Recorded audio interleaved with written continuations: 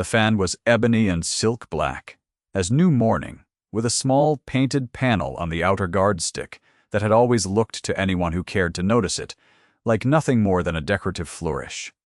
It was the kind of detail a craftsman added for beauty rather than purpose. A spray of pale flowers on ivory, no larger than a thumbnail, set into the dark lacquer with the careful inattention of ornament. Cecily had carried it for 14 months, without once looking at it twice. The Marchioness of Sefton's card party was the 4th engagement she had attended since moving into half-mourning, and the rooms were full of candles in the kind of warm, lateral light that made every woman in ivory or gold look as though she had been painted by a master. Cecily stood near the south window, in lavender, which was the correct color for her stage of grief, and she was not the worst-dressed woman in the room. She was simply the one the room had decided to look through. She did not mind it, or rather, she had learned the discipline of not minding it. She turned the fan in her gloved hands. The ivory panel caught the light. "Poor Mrs. Sadie." "Aldermast," Lady Aldermast said, not quietly enough to Lady Pemberton, across the card table. She had a voice trained for carrying social verdicts without appearing to raise it. She has nothing left, truly. Not even a single season's gown to her name. Only that fan. Lady Pemberton made a sound of measured sympathy and reached for her cards. Cecily did not move. She had learned that, too, in 14 months. How to hold still under the words, the way one holds still under cold water, letting it move around rather than through. She spread the fan very slightly and looked at the painted panel and thought of nothing at all. It was then that she became aware, without turning her head, that someone had entered from the far doorway and stopped. She felt it rather than saw it. A stillness at the room's edge, the kind that has specific weight. She did not turn. For another 30 seconds. When she did, she found Philip Renwick, Viscount Renwick, standing near the entrance with his coat dark against the brightness of the room, and his eyes on her face with an expression she could not read at any distance, because it was too controlled to be read and too specific to be accidental. He did not look away when she caught him looking. She did. She did not know why that unsettled her more than the words had. She turned back to the window and closed the fan, and held it at her side, and the evening continued around her like a tide she was waiting to have done. She had not yet understood what the fan contained. She would not understand it for several weeks more. Something in the narrow bones of her hands had known, perhaps from the beginning, that the thing she was holding was not merely what it appeared to be. She did not sell it. That was the fact that would, in the end, save everything. 3 months before the Marchioness of Sefton's card party, on a grey Tuesday in February, the reading of Charles Aldermast's will had taken place in the offices of Mr. Clatter. Garvey on Chancery Lane, in a room that smelled of old paper and coal smoke, and the particular kind of silence that collects in places where money is regularly distributed and withheld. Cecily had worn full black and sat with her hands in her lap and listened to the words that told her in the careful language of legal document that there was nothing. The estate had been comprehensively discharged. The investments had failed. The house in Berkshire had already been surrendered to creditors 2 weeks prior to Charles's death, a fact she had not known until that morning. The furniture would follow. The carriages. The contents of the wine cellar and the library, and the long gallery where she had spent the first winter of her marriage reading by firelight. There was the income from a small trust her own father had settled on her at the time of the marriage. It was enough to keep lodgings and retain a single servant, and not much more. Horace Aldermast, Charles's elder brother, had sat across the table with his hands folded over his watch chain, and his face arranged in an expression she could only have called satisfied if satisfaction could be polished to look like sympathy. He was 52, heavy in the way of men who had been large and young and were now only large, and he had spent the reading, watching her with a quality of attention she could not then name when Mr. Gould. Garvey had finished. Horace had risen and said, addressing Mr. Garvey rather than Cecily, "Well, the widow, with nothing precisely." "As I suspected." He said it without cruelty and without hesitation, As a man states a fact, he has taken time to verify. I hope my sister-in-law will have no difficulty managing her reduced circumstances. She had not answered. She had thanked Mr. Coase. Garvian walked out and taken a hackney carriage back to the lodgings she had already begun to arrange on Weymouth Street, and sat with Mrs. Sturry. Potts, who had been her father's housekeeper first, and who had followed her into the marriage, and now followed her out of it and drunk tea, and said nothing for the better part of an hour, Mrs. Potts had not asked questions. She had made the tea strong, and refilled the cup twice, and eventually said, "We shall manage, ma'am," in the tone of someone who has managed before. It was Mrs. Potts who had packed Cecily's personal effects from the Berkshire house in the days after the funeral and before the inventory. That week had a quality Cecily could not quite locate in memory, a soft grayness, the light through the upper windows of the Berkshire house falling on floors she had walked for 3 years without learning to call her own. The inventory men had come on a Wednesday and walked through each room with their ledgers and their indifferent professional expressions, and she had followed them because she had been told it was her right to observe, and she had exercised that right, though she was not entirely certain why. She had watched them catalogue the library. She had watched them catalogue the portrait gallery, where Charles's grandfather looked down from 6 feet of gilt frame, with the expression of a man who had been told the house would be in his family forever, and had believed it. She had not said anything. It was Mrs. Potts who had wrapped the fan in tissue and placed it in the small rosewood box, where it lived now on the writing table in the lodgings.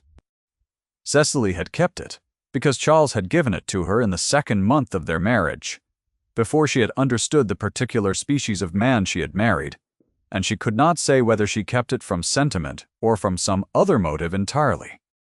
She had examined this question on several evenings, and had not reached a conclusion that satisfied her. She did not know yet that she was keeping it because it was in fact the only thing she needed. Philip Renwick came to Weymouth Street for the first time on a Thursday in March, 3 weeks after the reading of the will, on estate business.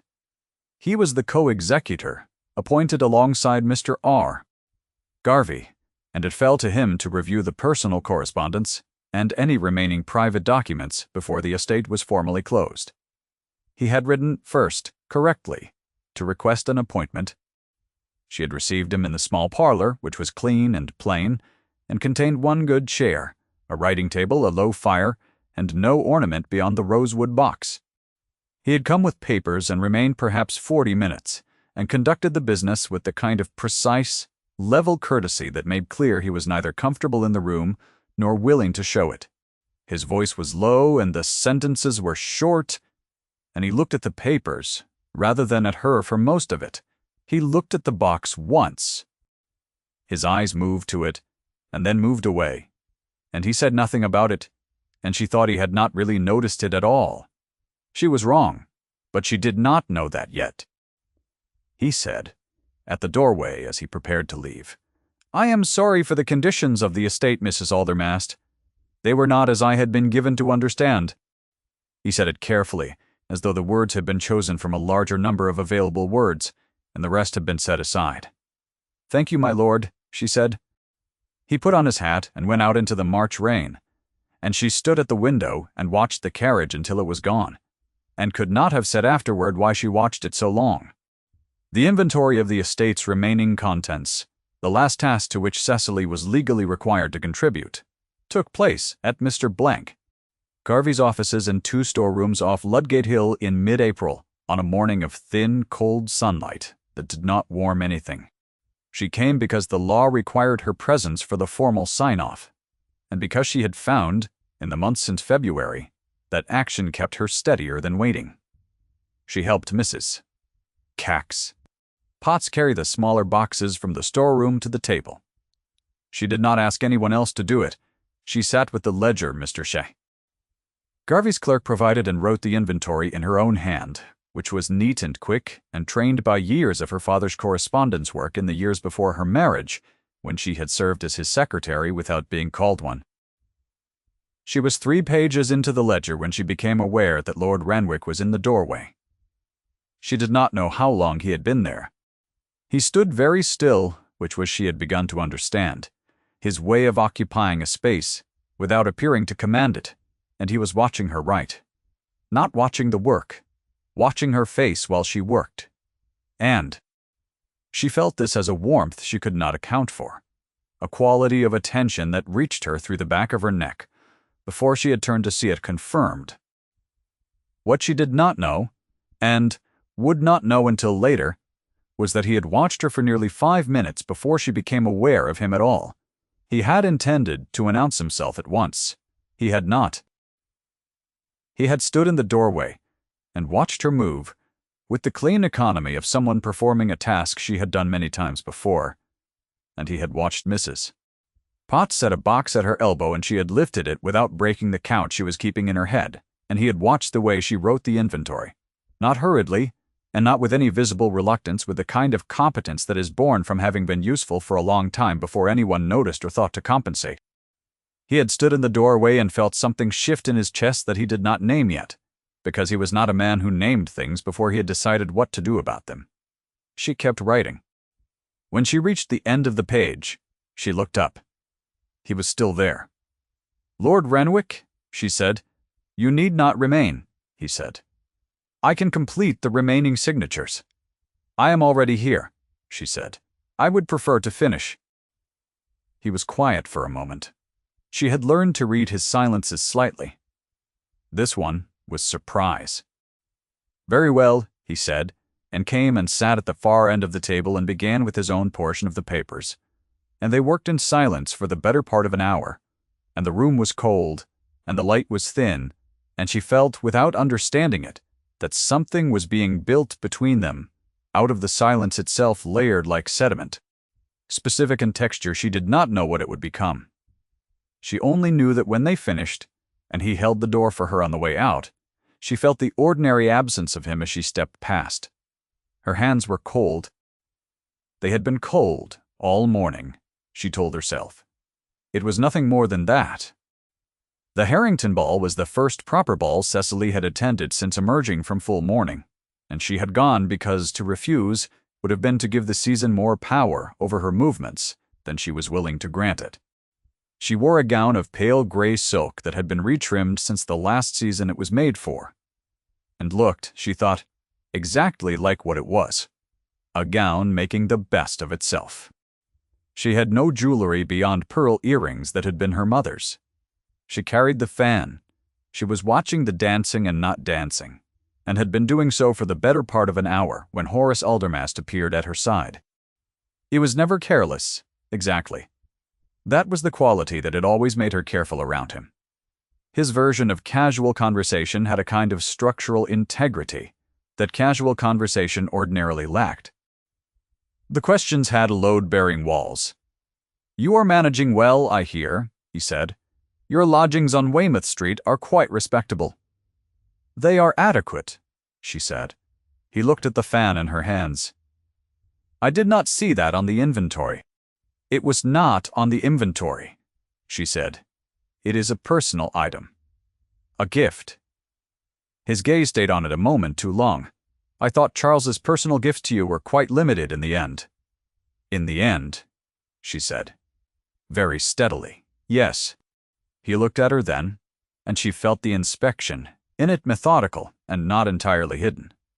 "I only mean that I hope you have reviewed all your personal effects with some care. There are sometimes documents of relevance in unexpected places. A conscientious widow would want to be certain nothing of the estates was inadvertently retained." "I have been very conscientious," she said. He smiled and moved on, and she stood for a moment holding the fan and trying to understand what had just happened, which was that he had told her, with the precision of a man who has said the same thing several ways to see which one landed, that he believed she had something that belonged to him. She did not know yet that he was both right and wrong. Lord Renwick was beside her in the next moment, which meant he had been close enough to witness the conversation from across the room, and had crossed to reach her within 2 sentences of Horace's departure. He said only, "Are you well, Mrs. Botter?" "Aldermast." His voice was level as water in a still glass. "I am perfectly well," she said. She was not. Her hand was not quite steady, and she knew it, and she tucked the fan against her side and hoped the glove absorbed the tremor. He looked at her for a moment, in that specific, contained way, and she thought he might say something more. He did not. Across the room near the terrace, she heard a young woman in pale yellow say to her companion in a voice not quite pitched for privacy, "Is that not Mrs. Aldermast? The widow with nothing? How sad she looks standing there." She did not look sad. She was certain of this. She registered the words nonetheless, as one registers the repetition of a verdict. Not with surprise, only with the slow accumulation of evidence that the season's verdict on her was consistent and unlikely to change on its own. She thought, watching Lord Renwick's profile as he turned to speak to another guest, "Well, it will have to be changed by something else." Then she did not know what she meant by that. She would know in a few more days. If you have stayed this far with this story, leave a word below. The fan has one more secret yet to give up, and the Viscount has not yet told her what he knows. Lord Renwick came to Weymouth Street for the last time on a Thursday in May, the week before the formal closing of the estate. The remaining documents were, as he explained at the door, a matter of perhaps an hour, and he apologized for imposing on her afternoon. She put the rosewood box on the writing table between them, because the room was small and there was nowhere else to set it, and she brought tea, which neither of them drank, and they sat with the papers spread between them, and he went through the clauses with the same even, precise voice he always used for the work, and she listened and made the appropriate signatures, and waited for it to be done. He did not finish. She noticed this. He reached the end of the third document, and then sat with his hands on the table and said nothing, for a long enough moment that she looked up. "There is something I have not told you," he said. She waited. "Last autumn, when I began the executor work, I found a document among Charles's correspondence. Not a legal instrument. A notation in his hand, in the kind of abbreviated cipher he sometimes used for private accounts." He did not look at her when he said this. He looked at the papers. It indicated the existence of an account that was not among those disclosed to Mr. Garvey, a private holding, separate from the estate. I began to investigate, and could not find the institution it named. It was possible it was nothing. A speculation that came to nothing, a record of a closed account. I did not bring it forward because I could not verify it and because to raise the question publicly would have been to suggest that Charles had deceived his creditors, which is a serious charge. He paused. I told myself it was insufficient evidence. I have not been entirely satisfied with that explanation. She was very still. Outside, a cart passed on the street. The fire had burned low. "You were protecting his name," she said. "I was protecting something," he said. "I am not entirely certain it was his name." She looked at the rosewood box. It was a strange thing what happened in her next. It was not a decision precisely. It was more like the completion of something that had been moving very slowly toward its completion for 14 months, the way a river moves toward the sea, unhurried and without announcement. She reached across and lifted the box and opened it, and took out the fan and turned it over in her hands until she was holding the outer guard stick, the one with the ivory panel, and pressed the painted spray of flowers with the tip of her thumb. She had not known. She knew to do this, and yet she pressed it as though she had pressed it 100 times before. Something released in the handle. A faint, precise click.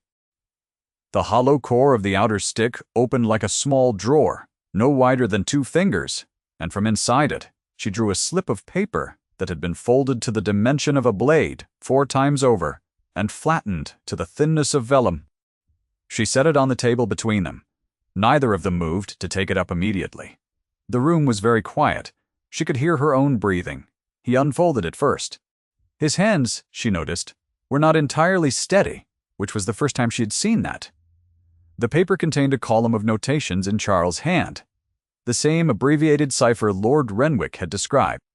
An account number, a reference to a firm of solicitors in Bath, a named figure in pounds, and a single sentence in plainer hand below it all, in Trust for C.F. Aldermast, being the maiden name of my wife, Cecily Fairholme, settled by irrevocable private instrument, not forming part of my estate. The figure was not small. She looked at it for a long time. She thought of 14 months of lavender and black. She thought of the lodgings on Weymouth Street, and Mrs. All, and Pryke. Potts and the tea grown strong, and the inventory ledger and the Marchioness of Sefton's card party, and Lady Aldermast's voice carrying the verdict across a card table. She thought of the word nothing, which had been said about her in 3 different rooms by 3 different people as though it were her name. She thought of all the times she had held the fan. At the Harrington ball, at the Sefton card party, in church, in the hired carriage, between engagements she attended, because to refuse was to confirm the verdict. She had turned it in her gloved hands 100 times. She had looked at the ivory panel without pressing it, without thinking to press it. She had carried the fortune in her hands for 14 months, and had not known, because no one had told her to look, and she had not thought to look on her own, and she was not certain now whether to find this laughable or to find it something else entirely. Something that had no word in the vocabulary available to a widow of 14 months' standing in a small cold parlor on Weymouth Street. She thought of it plainly. He hid it in her name. Charles, whatever he had been, whatever calculations had governed the faking of the ruin, had placed the fortune in her name and nowhere else. "I did not know," she said. "No," Lord Renwick said. "I see that you did not." He looked at her then across the folded paper, and the guilt in his face was something she had not seen before. On him, a specific grief, the look of a man who had been close to a truth and had not reached for it in time. And she understood that he had been carrying this weight for months. In the same season, she had been carrying a fan she did not know the meaning of. "Cecily," he said. Her given name, just that the first time he had ever said it. She looked at him and said nothing, and the room held very still around them. The morning was not yet 6 hours old when she heard the knock at the front door. Mrs. Potts answered it, because Mrs. Brea. Potts answered everything, and Cecily heard the voice from the stairway before she reached the landing. "Horace," and behind his voice a second one, heavier and more deliberate, that she did not know. She came down in her morning dress, which was neither stylish nor elaborate, but was entirely adequate, and found Horace in the parlor with a man she had not met before who introduced himself as Mr. Cresswell, solicitor, in a tone suggesting she should be intimidated by this information. The rosewood box was still on the writing table. The fan was inside it. She had put them back last night with the careful deliberateness of someone choosing not to hide what she is not hiding. Horace looked at the box and then at her. "I have reason to believe," he said, "that among Charles's personal effects retained by you, there may exist documentation of assets that rightly form part of the Aldermast estate, and therefore devolve to me as principal heir. Mr. Combo, as Cresswell is here to formally request an accounting." "Charles's estate is closed," she said. "Not if assets were concealed from the executor," Mr. Cresswell said. He was large in the way of men who have found largeness professionally useful.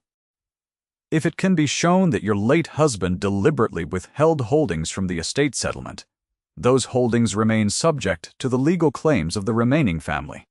They do not, if the holdings were separately settled on a named individual prior to the estate's formation," she said, and was pleased to hear her voice come out level. Mr. Cresswell looked briefly uncertain. Horace did not. "You have read the document," he said. "I have read the document," she said. Mrs. Potts stood in the kitchen doorway with her hands folded and an expression of entire calm.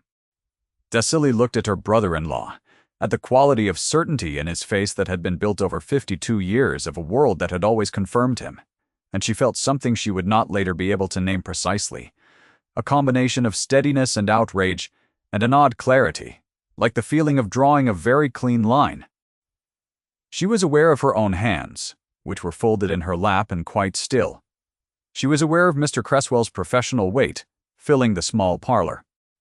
She was aware of the rosewood box on the writing table and the fan inside it, the ivory panel closed, and the thought that came to her very clearly was that she had carried the fortune for 14 months without knowing it was there, and she would not surrender it in a morning to a man who had never troubled to see her as anything but a useful problem to resolve.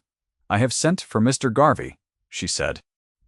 "If you have a legal argument to make, you may make it to the executor." She asked no one for help. Beyond that, she made no second request of the morning. She had written to Mr. Seven. Garvey and she had dressed and she had waited, and that was the entirety of her action, which was sufficient. She did not write to Lord Renwick. She had considered it. She had held the pen for perhaps 2 minutes, and set it down and considered. What she had decided was plain. She would not invite him to save her.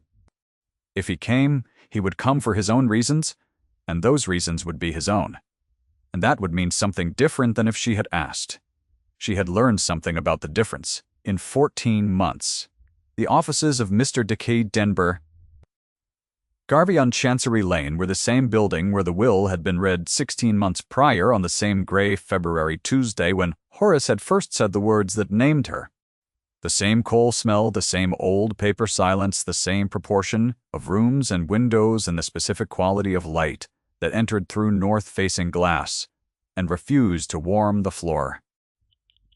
Garvey received them all in the outer office. It was large enough. Cecily, Horace, Mr. Cresswell, Lady Aldermast, who had arrived with Horace and stood now near the window with the patience of a woman who has attended several of her husband's victories and expects this to proceed like the others. Mr. Seedist. Garvey had by then confirmed everything.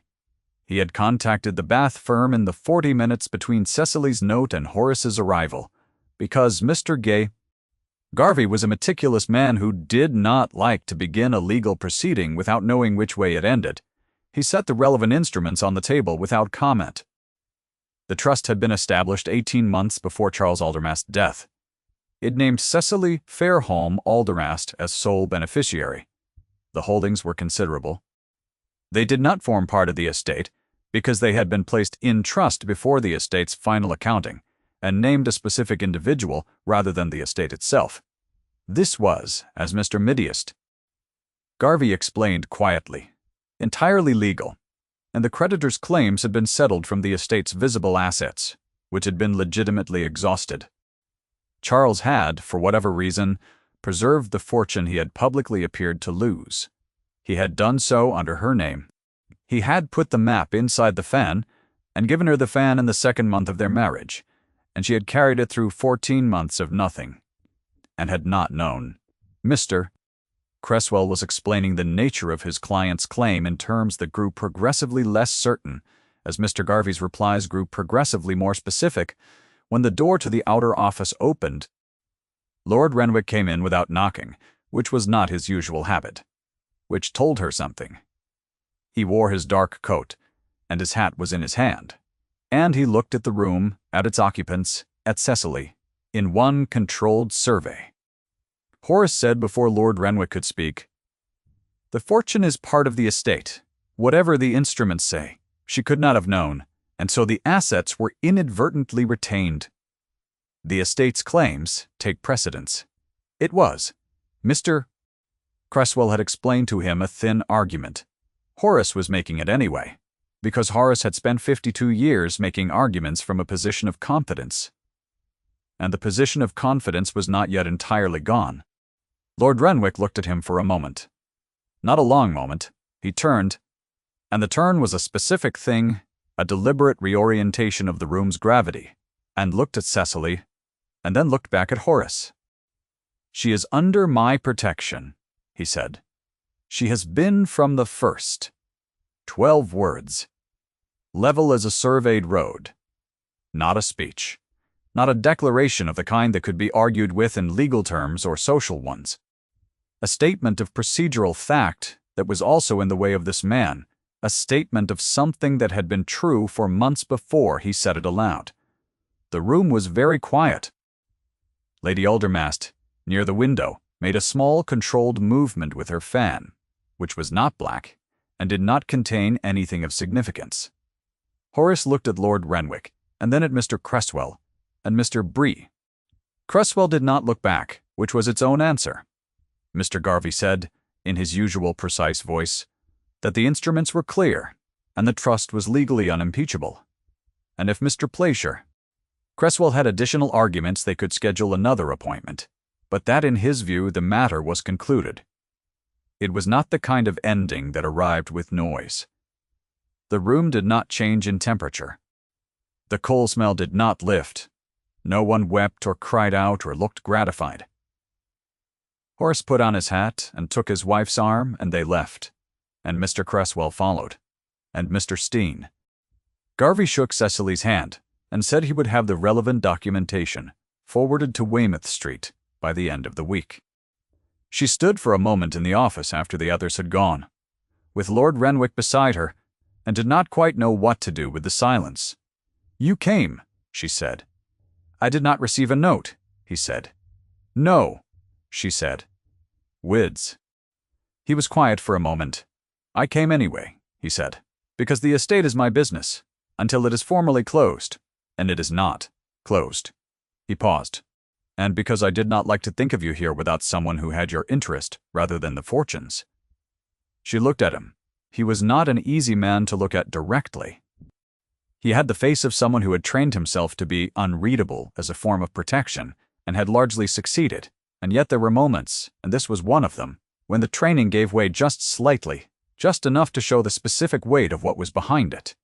She picked up the fan, which she had brought in the rosewood box, and taken out when Mr. Garvey began his presentation, and turned it in her hands. "I did not know what was in it," she said. "I know," he said. "Charles put it there and said nothing," she said. "I have been trying to understand why. Whether it was guilt, whether it was something else entirely. You may not understand it," he said without particular sentiment. "Some men make provisions and die before explaining them." She thought about this. "Come," he said, "Mrs. Potts will have been waiting long enough."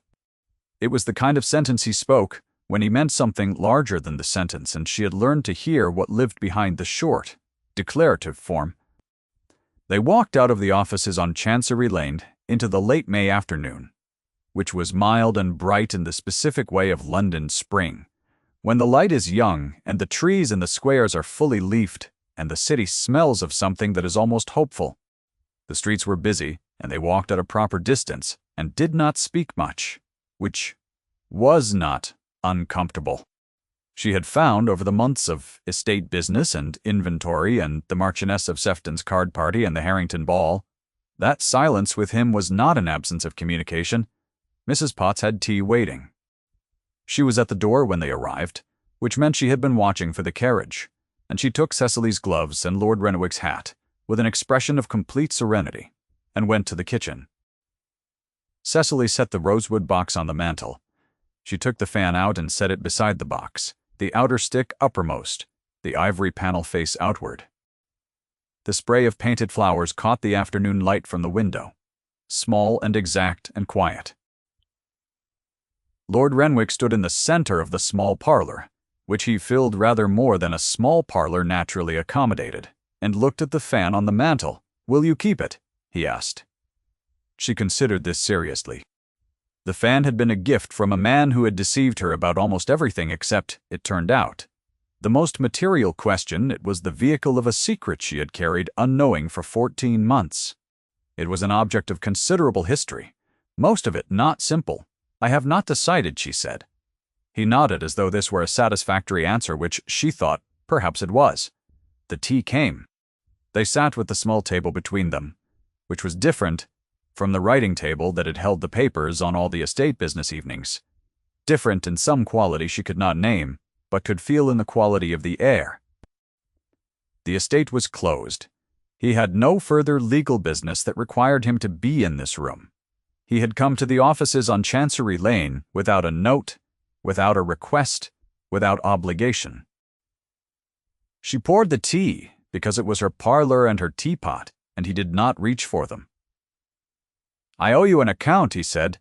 "You owe me nothing," she said. "You told me what you had found. That you had not brought it forward sooner is the kind of error that a reasonable man makes under reasonable uncertainty."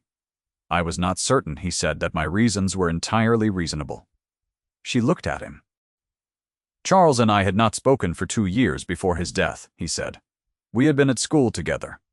We had been very well acquainted for a long time. When I began to suspect the concealment, a part of me was unwilling to investigate thoroughly, because a thorough investigation would have confirmed what I had long suspected about him, and I had spent 2 years already in a particular discomfort about the whole of it. She was quiet. I am telling you this, he said, because I do not wish to allow the pretense that my hesitation was entirely conscientious. Some of it was conscience, some of it was cowardice, she thought. This is the most he has said in a single speech in all the months I have known him. She thought, he has been holding this as I have been holding the fan, with the same quality of not quite knowing. You told me when you could, she said. That is not nothing. He looked at her at that, a quick, particular look, as though the word landed differently than she had meant it to. No, he said. Outside, the afternoon continued. The street below the window moved with its ordinary life. Carriage wheels and foot traffic, and the distant call of a seller at the corner. Mrs. Potts made a brief appearance to take the teapot, and did not make another. Miss Fairholme, he said, her maiden name, the name on the trust instrument, the name Charles had put on the document in the hidden hollow of the fan. She looked at him. I would be glad, he said, if you would permit me to be of assistance in the coming weeks, as you determine what is to be done with the trust. He set down his cup. And after that, he said, when the trust is no longer a reason for proximity, I would be glad to provide you with a better one. The sentence was, for him, elaborate. She recognized this as the same quality she had once attributed to bluntness, and had since reattributed to precision. He said exactly what he meant and nothing additional. She looked at the fan on the mantel. She looked at the afternoon light on the window. She thought of the reading of the will and the lodgings and the card table and the inventory ledger, and the 15 months since February of the previous year, and the specific weight of being told you are nothing by enough voices in enough rooms to begin to believe it. She thought of the fan in her gloved hand and the painted panel catching the candlelight, and the fact that she had not sold it, and the quality of his attention across the ballroom before she had looked away. She thought of the particular arithmetic of 14 months. He waited without moving. It was one of his qualities. He could wait with the patience of stonework, without pressure or imposition. She did not answer at once. She rose and went to the window and opened it, and the May air came in, which smelled of the square below and the leaves in it, and something that was approximately the end of winter, the final version of it, the last cold thread worked out of the season at last. The fan rested on the mantel behind her, the ivory panel closed and quiet. Its long secret finished, its purpose completed. She stood at the open window for a moment. Then she turned back to the room. Thank you for staying to the last page. If this story moved you, leave a word below.